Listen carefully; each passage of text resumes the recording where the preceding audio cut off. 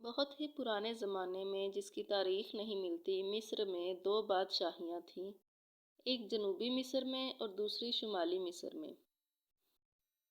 Eritrea موجودہ حبش شمالی لینڈ سے ایک فاتح گروہ آیا جسے حوارث کہتے ہیں، اور اس نے مصر کی دونوں حکومتیں ملا کر ایک ہی بادشاہی بنا دی۔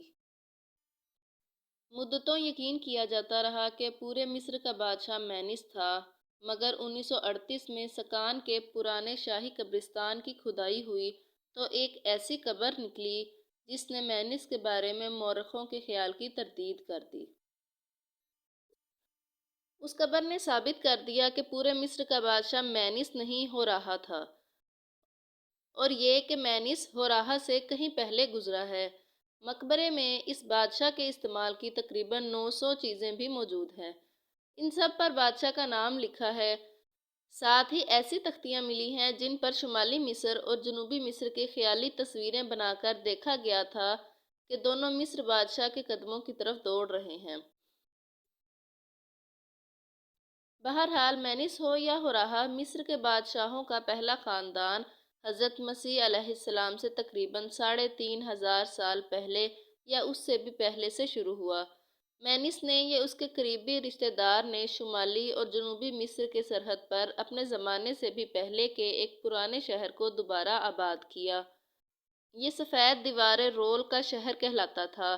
اس کی تعمیر سے غرض یہ تھی کہ دونوں مصروں پر آسانی سے حکومت کی جا سکے، مگر تیسرے خاندان سے پہلے یہ شہر راجدھانی نہیں بنا، اور چھٹے خاندان سے پہلے اس کا نام ممفس نہیں ہوا۔ اس لفظ کے معنی بھی سفید دیواروں کے شہر کے ہیں۔ ناظرین، پہلے دو خاندانوں نے 400 برس کے لگ بھگ حکومت کی۔ دوسرے خاندان کا خاتمہ ایک فاتح کے ہاتھ سے ہوا۔ یہ مصر کے دکن کے کسی ملک آیا تھا۔ اس کا مصری نام فاسفان موئی تھا۔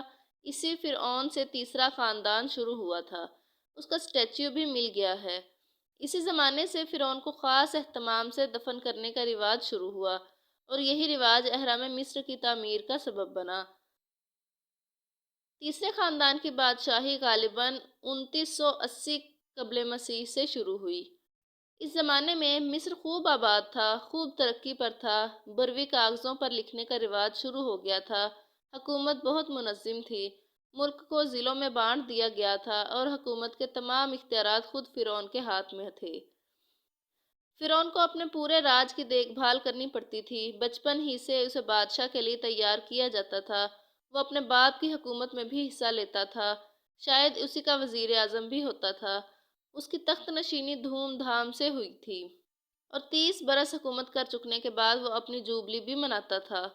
خاصی خان موئی کا بیٹا بھی بڑا بہادر اور حوصلہ مند تھا۔ اس کا نام ایزیریس تھا۔ اس نے نوبیا کا علاقہ فتح کر کے مصر میں شہنشاہی کی داغ بیل ڈالی تھی۔ تیسرے خاندان کا خاتمہ فرعون سنیفرو پر ہوا، مگر یہ فرعون بھی معمولی بادشاہ نہ تھا۔ اس نے جزیرہ نما سینا کو فتح کر کے مصر کی سرحد شمال میں بہت آگے بڑھا دی تھی۔ اس نے سمندری بیڑا بھی بنا لیا تھا جو لبنان سے قیمتی لکڑی لاتا تھا، اور اس کے زمانے میں اسیروں کے مقبرے اینٹ سے نہیں بلکہ پتھر سے بنائے جانے لگے تھے۔ غالباً اس فرعون کا کوئی لڑکا نہیں تھا، لڑکی ہی تھی، اور وہی تخت مصر کی وارث قرار پائی تھی۔ اس کی شادی خوفو سے ہوئی تھی، اور شادی ہی کی وجہ سے خوفو خود فرعون بنا تھا۔ خوفو چوتھے خاندان کا بانی تھا۔ اس کا زمانہ دو سبب سے اہم سمجھا جاتا تھا۔ پہلا سبب یہ ہے کہ خوفو نے مذہبی پیشواؤں سے جھگڑا کیا اور ان کے اختیارات اور جائیدادوں پر دست درازی کی۔ دوسرا سبب یہ ہے کہ خوفو نے جیزہ مصر میں بھی بڑا حرم بنایا جو دنیا کے 7 عجائبات میں گنا جاتا ہے۔ خوفو کا بیٹا خفرا اور پوتا منقرہ، یہ دونوں بھی اپنے اپنے وقت پر فرعون ہوئے، اور انہوں نے بھی خوفو کے حرم کے پاس اپنے اپنے حرم بنائے، مگر ان کے حرم پہلے حرم سے بہت چھوٹے ہیں۔ ان اہراموں کے پاس ہی ابو الہول کا بت ہے۔ نہیں معلوم 3 فرعونوں میں سے کس نے بنایا ہے۔ ناظرین، شاہی خاندان اور مذہبی پیشواؤں میں جو جھگڑا پیدا ہوا تھا اس نے بادشاہی کو مٹا ڈالا، اور 5واں خاندان جب شروع ہوا تو مذہبی پیشوا غالب تھے۔ اس خاندان کے زمانے میں جنوبی مصر کے دیوتا را کے بڑے محنت کو یہ رتبہ مل گیا۔ اسی خاندان کے زمانے میں سلطنت کے عہدے بھی شاہی خاندان کے ہاتھ سے نکل گئے، اور درباری نوابوں کے خاندانوں میں موروثی بن گئے تھے۔ اس واقعے کو صدیوں بعد آنے والی جاگیرداری کا سنگ بنیاد سمجھا جاتا ہے۔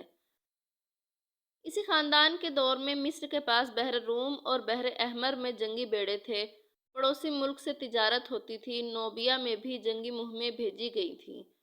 اسی شاہی خاندان نے سب سے پہلے تجارت کے ذریعے دولت حاصل کرنے کا دستور جاری کیا تھا، لیکن اس دور میں درباری امیروں کی طاقت بہت بڑھ گئی تھی، جس نے آخرکار بادشاہی ہضم کر لی۔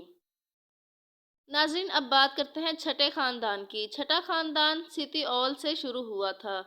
یہ شاہی نسل سے نہ تھا، بلکہ فرعون کے محلات کا شاید داروغہ تھا۔ کسی نہ کسی طرح خود فرعون بن بیٹھا۔ اس نے 53 برس حکومت کی۔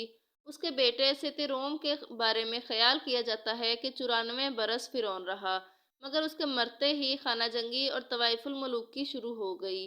بہت سے نواب خود مختار بن گئے اور اپنے اپنے علاقوں میں بادشاہی کرنے لگے۔ اس زمانے میں مصر کا پایہ تخت ممفس نہیں بلکہ وسطی مصر کا ایک شہر ہرکوپولس تھا۔ ناظرین، 7ویں، 8ویں، 9ویں، 10ویں خاندانوں کے فرعون کوئی بڑا کام نہ کر سکے۔ ملک میں ابتری پھیلی رہی، یہاں تک کہ تھیبس کا ایک نوابی گھرانے نے کروٹ لی اور 11ویں خاندان کی حکومت قائم کر دی۔ تھیبس ایک معمولی شہر تھا اور ایک چھوٹے سے راجا کا پایہ تخت تھا، مگر اب اس کا ستارہ چمکا اور 1000 سال تک مصر پر حکومت کرتا رہا۔ اسی طرح 12ویں خاندان نے 1788 سے 2000 قبل مسیح تک شان و شوکت سے حکومت کی۔